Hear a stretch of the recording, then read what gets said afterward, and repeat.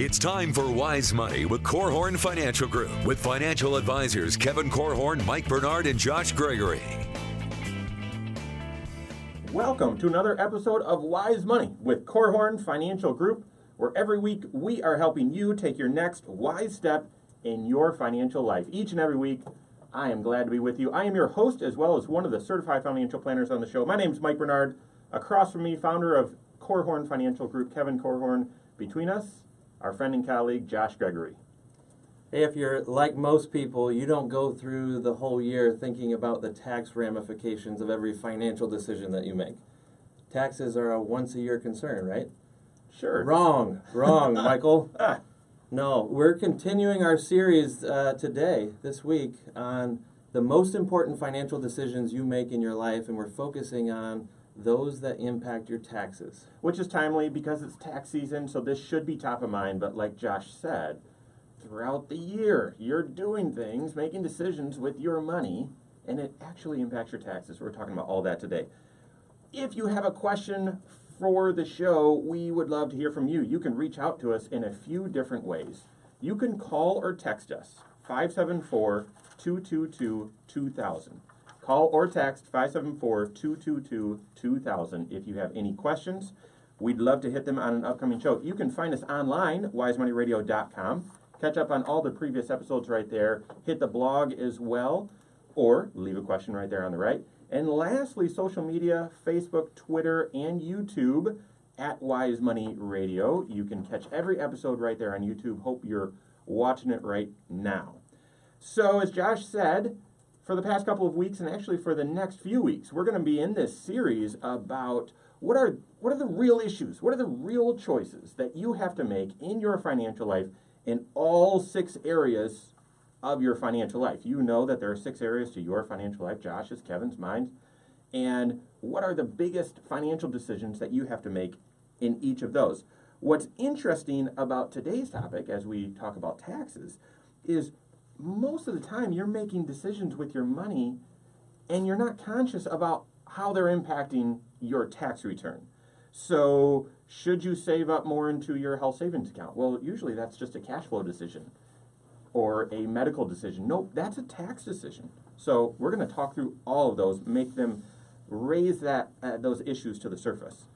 An obvious place to start, if you're talking about the most important financial decisions that impact your taxes, is whether you should do a traditional deductible 401k or IRA or a Roth, after-tax Roth IRA or 401k.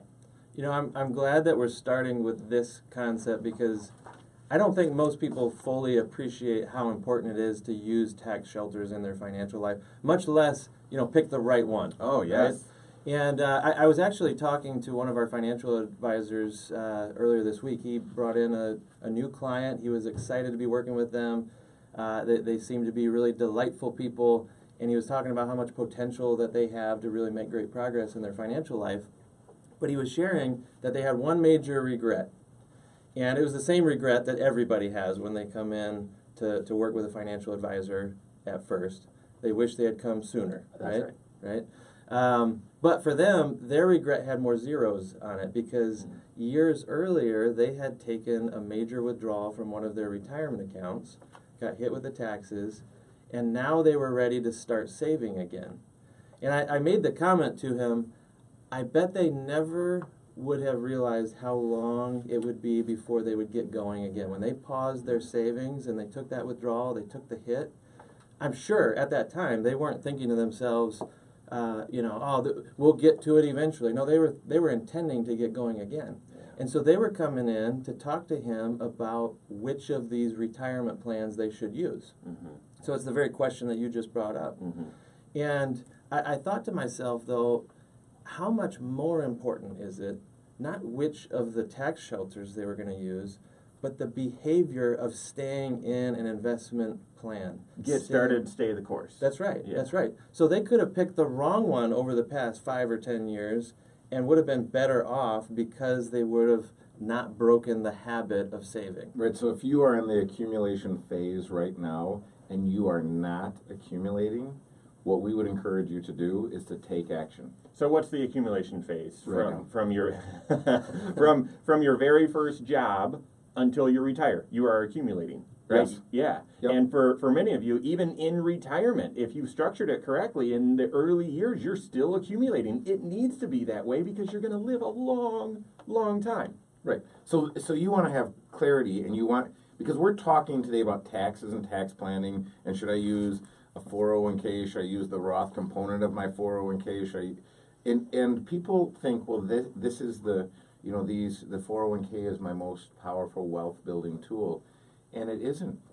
Your most powerful wealth building tool is your income. Yeah, your ability to earn money, and then the habits, the decisions that you make with that money. Right, and then a lot of times, once people get some pretty good momentum and get a couple $100,000 saved, they think still my most powerful wealth building tool is the market. Yeah. And what is the market going to do for me this year? And lots of folks have been asking, what is the market going to do? Hey, listen, I am not a weatherman, right? Weathermen predict. We don't predict. We follow a set of guiding principles. If you want to be a great investor, you follow a set of guiding principles. But at the risk of getting caught in the weeds, let's go back to what we're talking about, which is taxes and tax planning. And one of the components, after you've set your goals, you have your budget, you're harnessing the power of your most powerful wealth building tool, which is your income. Mm-hmm. Where should it go? Yeah. That's the question. Well, and it's a tax question as you framed it, right? Most people do approach it as an investment question. Yeah. What's that what are your Roth IRAs paying? What are they earning, right? But it's a tax question. You can actually invest in the same thing, whether it's in your IRA, which is pre-tax, or your Roth IRA. Just to level the playing field, and then let's get into it. The pre-tax, it's going to help you on your taxes today. You're going to get a deduction on whatever you contributed into your account. Hopefully, it's invested and it's growing. You're not going to have to pay tax on that growth every year. But then when you withdraw it, you're going to have to pay tax on that money just like you earned it out there when you withdraw it. If you're not yet 59 and a half, you have to pay a penalty as well. With the Roth, though, Roth IRA, Roth 401k, it's almost just the opposite. The contributions you make today do not help you on your taxes. It's after tax. It's growing, hopefully, and you're not paying tax as it grows, and then when you withdraw it, if you're 59 and a half, you withdraw it and you're not paying tax on that growth. So that's how it works. So the heart of the decision here between the traditional IRA and the Roth IRA is the timing of when you're going to pay tax on that income. Mm-hmm. And that's an important concept because the whole goal here is to time when you pay your taxes to be the lowest tax bite possible. Think of this. Have you ever been out shopping? You're driving to the store and it starts raining and you have a decision to make, right? Do you wait and hope that it blows over, or are you just going to make a run for it and get soaked? Go home. Don't spend the money. Good point. That's what Amazon is for, folks.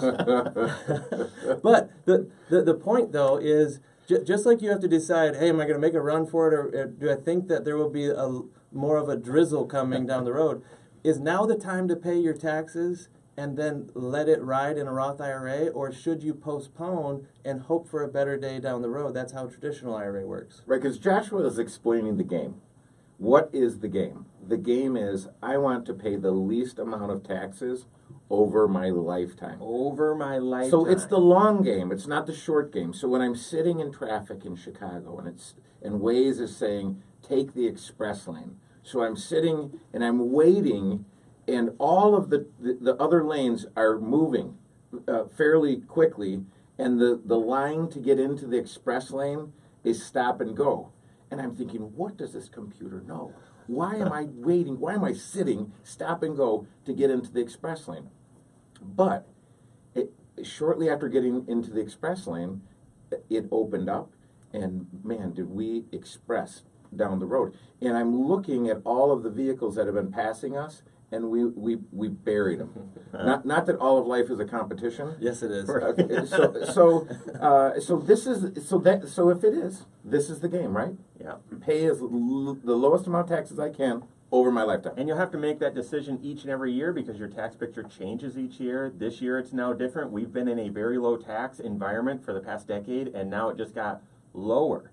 There's another big decision you have to make that's tied, it's harnessed in this same issue, and that is, should you do a Roth conversion? We've got that and more tax decisions you need to make coming up here on Wise Money with Korhorn Financial Group. Coffee disaster. Coffee disaster. Yep. Sparks flying, boards blowing up. It's just keyboard. No big deal. Oh. We have Man, about I'm pumped up. 40 more already. of those sitting in free storage. Dana's going to recycle all of them. Oh, really? No, actually, the person with the lowest level of skill is going to recycle all of that. That, yes. Maybe. Well, I would say that actually Korhorn is recycling them. Josh or Nathan is actually delivering them. Oh, hallelujah. But Okay, so I'm I'm pumped up, talking to man. you. Come I on. feel like going into preacher mode. Preacher. I'm talking to you. If you have money that's not growing in a Roth IRA, you need to talk to your planner and ask him, should this money be growing in a Roth IRA? If you're not funding a Roth IRA. what date? That is, 4/20 You are blowing up my eardrums, by the way. March 24th. It's the least I can do. No, I'm sorry, dude. I'm sorry. February 24th. Feb 24. Yeah. The one that we did the so liner you're for. turning me down or you turning you down? He has a My mute button. earphones. He has a mute button turn. for Kevin. Say again. Did I mess you up? No, you did, but then you fixed me. I fixed you. Yes. All right, can you get passionate again so I can test this? You gotta find a different way of saying that. Man. Roth conversion. It's been about 25 years since I heard that. Both Casey and Kevin are saying Okay. Same exact You're welcome, YouTube audience. So, Well, no, I'm serious. I am serious because we met with the folks from, and these folks, a lot of times when they're coming from Chesterton and Valparaiso and these other areas, these bigger communities, they say, hey, we used to have a guy that would come to the house, but we haven't seen him in years and haven't done anything. And so you look, and they've got all this money in their brokerage accounts sitting in cash. Right. They're not funding Roth IRAs. And you're saying, do you why don't you start with that, and then Yeah. that'll lead into because we see that all the time. We need to give some scenarios on who it makes sense to use a Roth IRA with, who does it make sense to use traditional, and so on. But if it That's a taps great into my example. anger issues, We could do a full segment still on this, and I'm open to it. But the other, what else I want to hit, that Roth conversion, HSA, or should you prepare your own taxes? That's a big decision you need to make. And then itemizer standard, which we can kind of skip that since the rules have kind of changed if we need to. If we're running out of time, so we can go as long as we want on this. Let's but that go. is, I want people to find themselves in that story. Well, yeah, we got to tell it in order for them to find it. So we'll kick it back off before we hit Roth conversion. We'll Kick it. So, And did you see Casey perk up over there when I I said did. Okay. You know it. all right, are we ready? My drugs.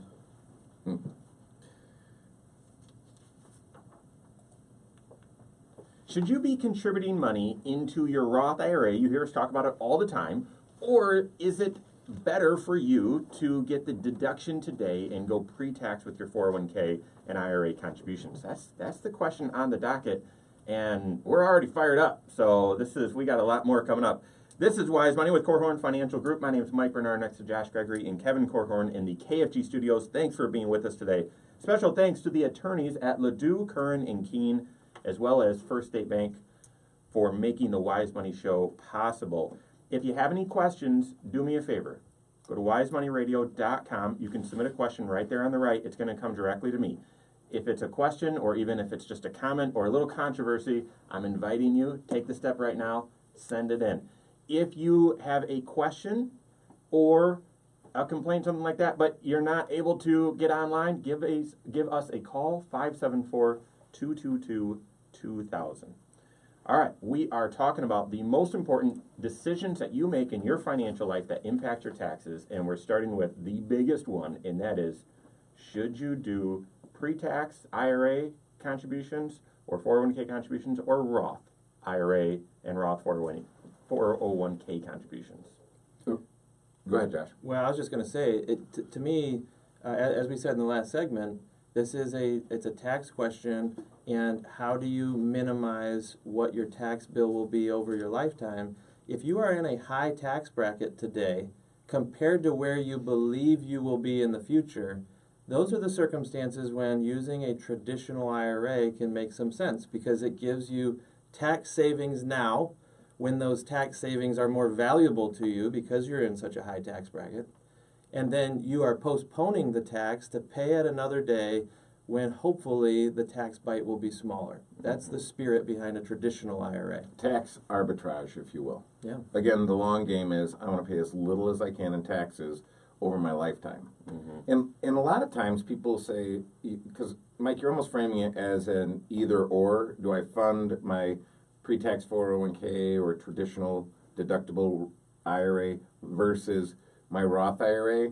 And I would tell people, think along the lines, you can fund both.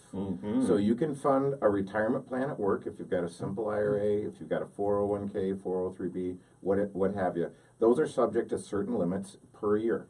So you deal with those limits, but then you also can fund an IRA. Here's one of the scenarios that we love, and we see this all the time, where given your situation and your retirement goals, but certainly your income, fully fund your pre-tax 401k. Put as much money as you can into that thing. But a lot of you out there have been saving up money into an investment account that's just what's called a non-qualified, or it's just a joint account. And it doesn't have any tax shelter to it at all. So if you need, because you have high income today and your taxes are high, if you need that deduction, fully contribute to your pre-tax 401k, but then begin shifting money from that joint account, contributing it to your Roth each year. You can do $5,500 or $6,500 depending on your age.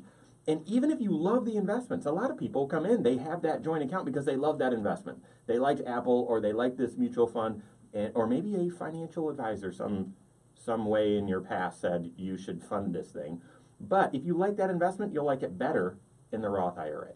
Yeah, so I would think about funding a Roth IRA every year if you could, and you say, well, what determines whether I can or not? You have to have earned income. Yep. I have met with the most amazing, intelligent folks that don't spend their life doing what we do, and this sweet couple came in their mid-50s, and we looked, and they didn't have any Roth IRAs, and they were perfect candidates to have been funding Roth IRAs for the past 15 years. And so I said, so tell me about your understanding of the Roth IRA, and have you ever considered a Roth IRA? And she looked at me and said very sweetly, well, I think we're too old to fund a Roth IRA. Right. And I can tell you this, if you're listening and you have earned income, you are not too old to fund a Roth IRA. And the little Jedi mind trick is, well, I have to then take money out of my income to get it into a Roth IRA. No, you don't. If you're 50 plus and have over $6,500 of earnings this year, and you've got that account that Mike's talking about, and your advisor said, hey, you pay your utility bill every month, you should invest in NiceHorse. So you've got some stock over there, right? You can sell that and invest it in a diversified portfolio in your Roth IRA, or you could sell it and invest in NiceHorse in your Roth IRA. So you're not too old as long as you've got earned income, but you're not too young either as long as you have earned income. If you've got a child out there, or if this is your first job, you're listening right now, and you're in your first job, you need to be saving into a Roth IRA. I'll just make that decision right there, unless you're, a web developer teenager and you're making gazillions of dollars. It's most powerful for younger people, isn't it? Absolutely. The longer that the money can grow inside of a Roth IRA, knowing that it's growing tax-free, you'll never pay tax on the growth in that account. So why not give it many decades to explode for you and avoid taxes on all of it? And if you're thinking a collaborative approach, I just met with some folks last week, and they said, well, our son had about $1,400 in income last year. He's 18.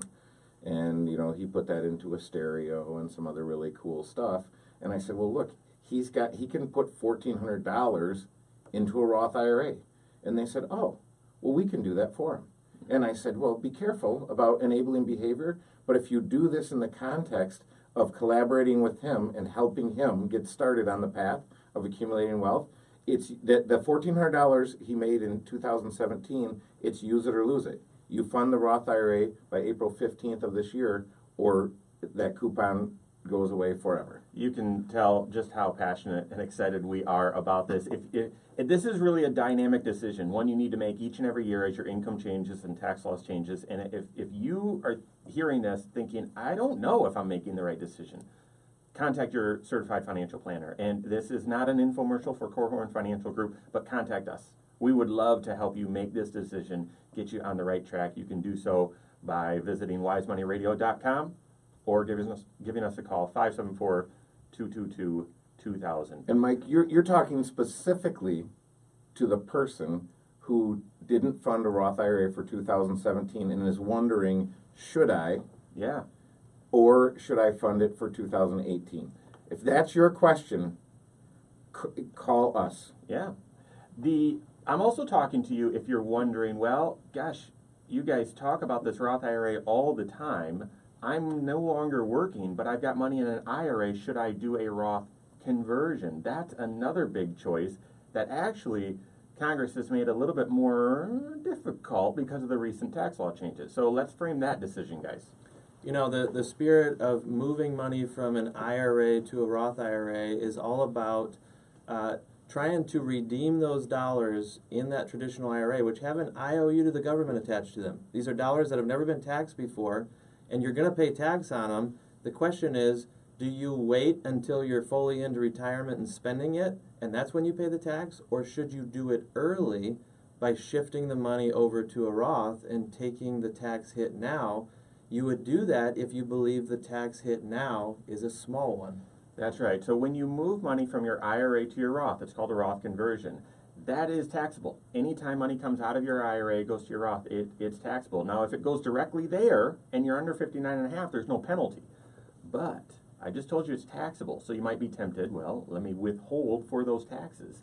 If you're not yet 59.5, what you withhold for those taxes, it's going to be penalized as well. So you need to watch out. There again, it's not an infomercial, but if you're considering this strategy, you've got to do it with a coach. You've got to do it with a certified financial planner who's also helping you with your taxes. This is interesting. I'm going to just quickly, we're going to elaborate on this a little bit more, but let me talk to two of you right now.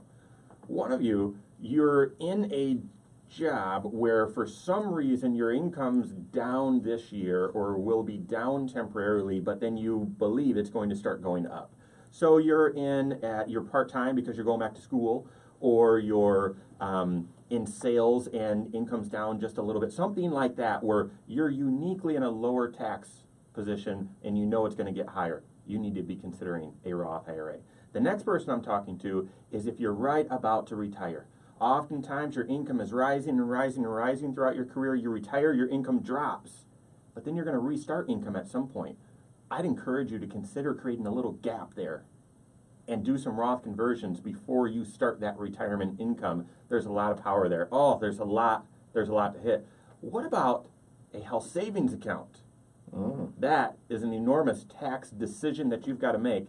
That and more on this Roth conversion coming up here on Wise Money with Korhorn Financial Group.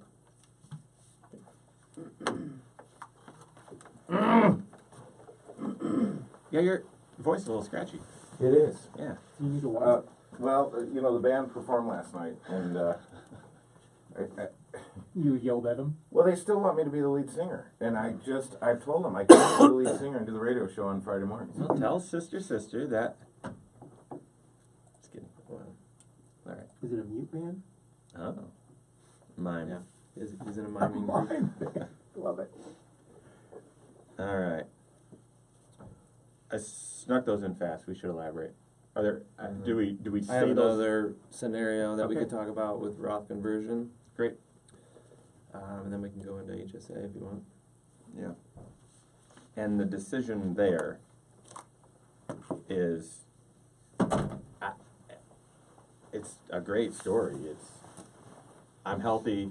Funding your HSA to prepare for what do you think you're going to spend this year versus funding your HSA for the tax benefits. Okay. Right.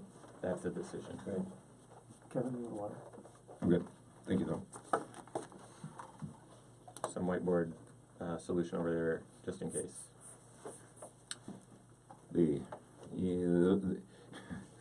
Casey was using the whiteboard solution. He wanted to do the Tide Pod Challenge.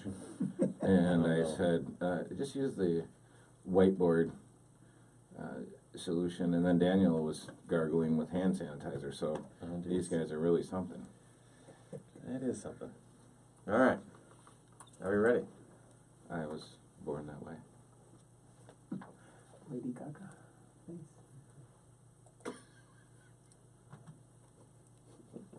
Once a show. Yeah, at least once a show. Well, poker face now. Come on. That's good. Pretty good. Pretty good.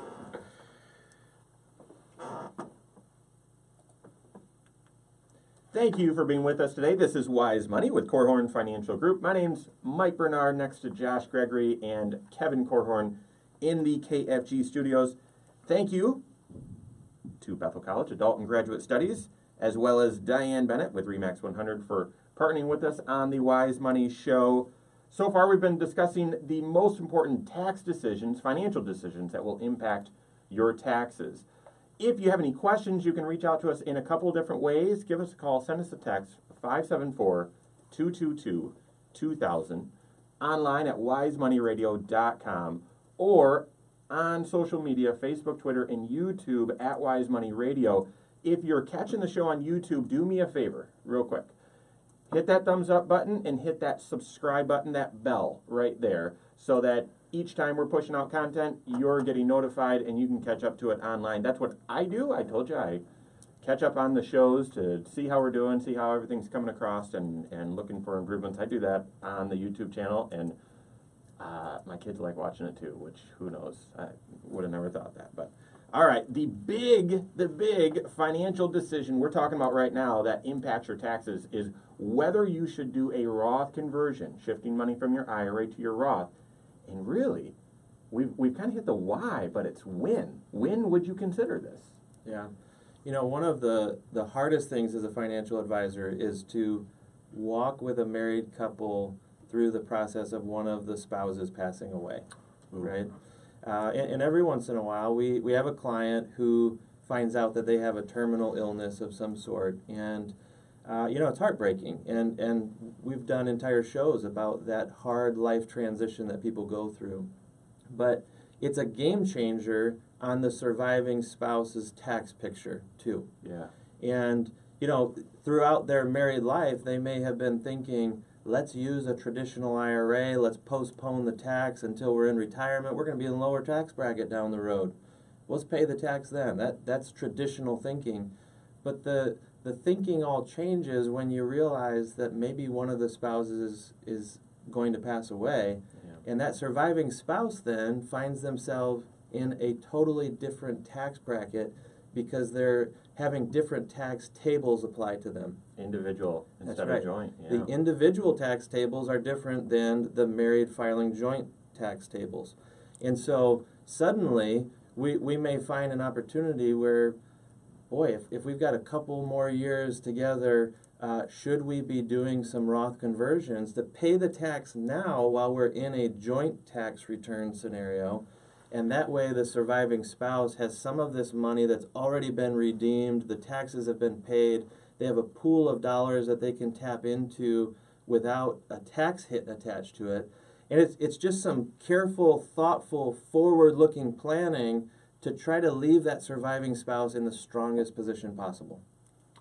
You got it. That's a tough decision. And once again, you need a coach by your side to help you with that, because emotionally, if I was going through that, emotionally, that's the last thing I'd be thinking about. Totally. And yet, you could do so to your own financial detriment, because becoming a widower, which, again, we serve a lot of folks that have gone through that, it is hard to pick up the pieces financially and make a plan to move forward.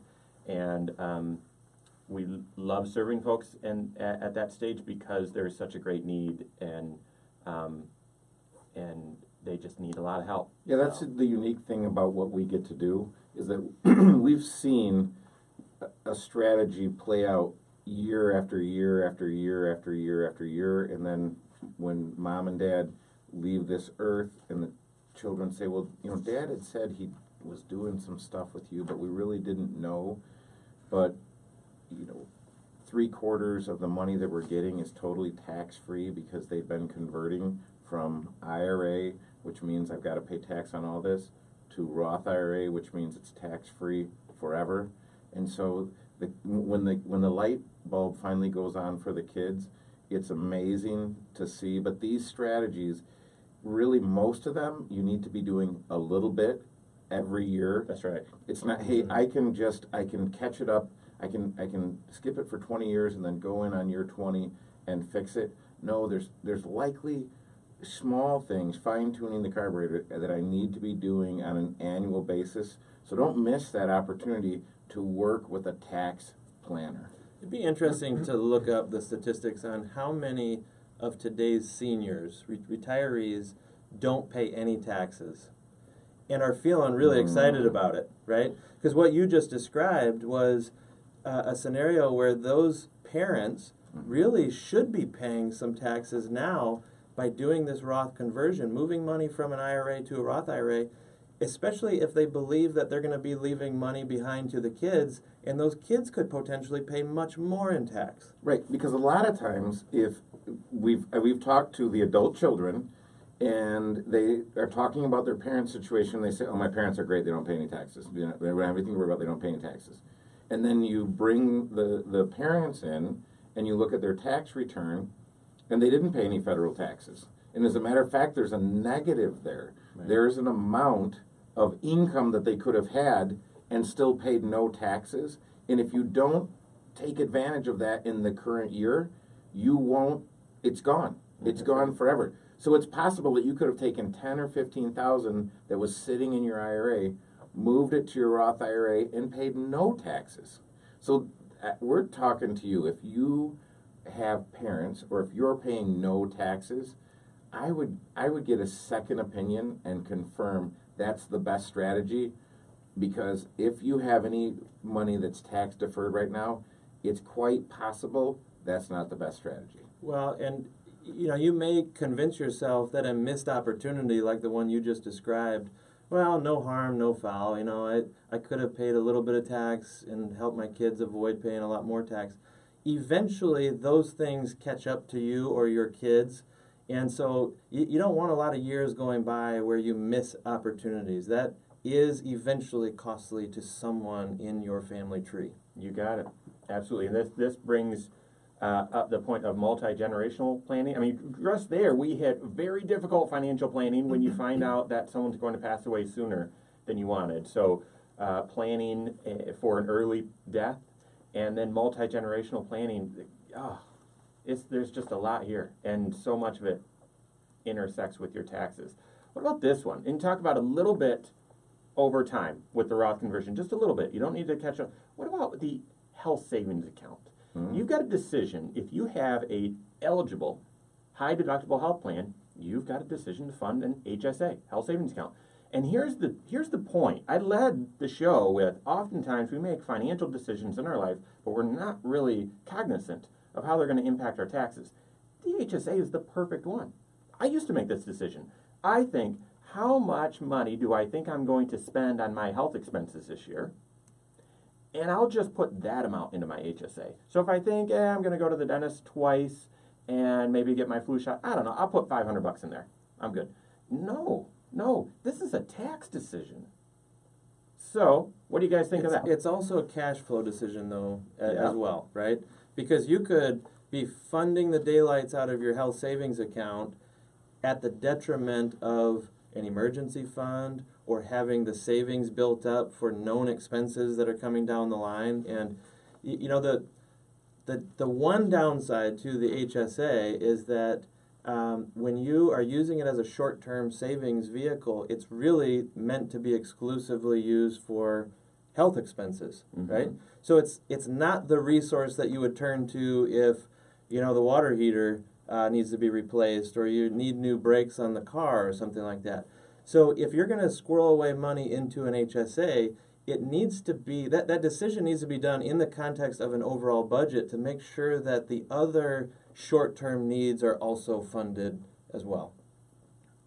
Absolutely, and a lot of times people are saying, I want to fund these things, and you hear the idea, and so you say, hey, that's great, I've got a high deductible health plan, I want to fund an HSA. If you don't do that in the context of your overall financial plan, you get yourself caught short, and cash is king, so you want to make sure you're managing your cash flow. But if you have a high deductible health plan, and you have the resources to fund an HSA, and let that money grow, you can actually invest that money. And so maybe we can pick that up. Well, we also have a great question here from Vicki. She's about to retire, and she's looking at pulling some money out of her retirement account to pay off some debt as she goes into retirement. This is a common scenario. We're going to hit that and more coming up here on Wise Money with Korhorn Financial Group. You were on a roll. I was getting into it there. And then all of a sudden you look at the clock and I'm like, oh, we gotta wait. It's a cliffhanger. So on YouTube, both of you. It's hard. It's hard. We've got segments here. We've got to go to commercials and all that, and it's hard to keep the conversation tight within that bandwidth. So, especially for you two, it's harder. For but YouTube? Yeah, I mean, so hey, look, we got to pay the bills around here, right? There you go. We got to go to our sponsors. Plus, we need a little pop culture commentary thrown in from the peanut gallery on occasion. Okay, so where do we pick it up, Mike? Do we pick it up there? Do we pick it up at the question, or do we finish the HSA thing? Finish the HSA, and then we'll hit Vicky's question. Because you were headed towards the HSA being used as a retirement saving vehicle. Right, because Josh, I would argue the same thing applies. It's more tempting to put emergency fund money or short-term money in an HSA than a Roth IRA, but the same thing applies there. It shouldn't be funding your Roth IRA if you don't have an emergency fund and so on. That's right. But when it comes to funding your HSA, do you consider, because if you have the cash flow and all that, should you put more or the most into your HSA and invest what you don't think you're going to spend in the short term? Invest where? And use it even before the Roth IRA? I was going to go there too. Invest where? Let's go there. What? It could be a cat fight. Ooh. On the radio. Okay. Fourth segment, land on the plane. So, for the YouTube audience, we have two cats. As the nest we're getting the nest to be empty, and we have this cat that keeps living forever, Wendy, and she weighs about 42 pounds. And so she's a true Korhorn because she struggles with her weight. And but the difference between the cat and the children is the consideration with the cat is, do you just let the cat, do you help the cat? Not be here anymore. No. That's for a different YouTube show, actually. Yes. Well, so yeah, maybe we'll call Casey on Friday and say, "Dear Casey." Oh, okay. I thought you were going to talk about Dr. Kat Workian. Oh, wow. Boom! I knew you'd like that. That is That is horrible. I do. That like is that. The FCC. The thing, Dad joke. oh my word! Bad. Did Really you say bad. dad joke? Yes, Yes, totally. that was a dad joke. And for those of you on the YouTube, we're I'm excited. checking. I'm checking. That Mike's about to give birth here. Yeah. Not me. That'd be painful. Two kittens. I'm sure your part in it was painful. So okay. Oh my goodness. When you retire, if you've got some debt, it's very tempting to take a chunk out of your retirement account and pay that debt off. In fact, it feels great when you do that. Should you do that? That is the question coming up here from Vicki. This is Wise Money with Korhorn Financial Group. My name's Mike Bernard, next to Josh Gregory and Kevin Korhorn, coming to you from the KFG studios. Thanks for being with us. If you've missed anything so far, we've been talking about the most important choices you have to make in your financial life that impact your taxes. Couple ways you can catch up. One, you can go to the podcast on iTunes and Google Play. You've got to search Wise Money with Korhorn Financial Group, Korhorn with a K. Then just subscribe to it. Just click that subscribe button. You'll get the notice going right to your phone every single time. Second is watch us on the YouTube channel. We've got the YouTube channel up and running. And if you're doing so right now, hit that thumbs up button if you're liking what you're hearing, and also hit that bell to subscribe and get those notifications there as well. You'll want to search Wise Money Radio on YouTube. Lastly, you can catch all the episodes right there on the website as well, wisemoneyradio.com. Okay, this entire show, it's tax season, it's timely, but we're also in the middle of a series talking about the real stuff that you're dealing with in your financial life. What are the real choices that you need to make? And we're talking about those in the context of your tax picture. And we're bringing up a kind of tough one. How do you treat the health savings account if you have a high deductible health plan?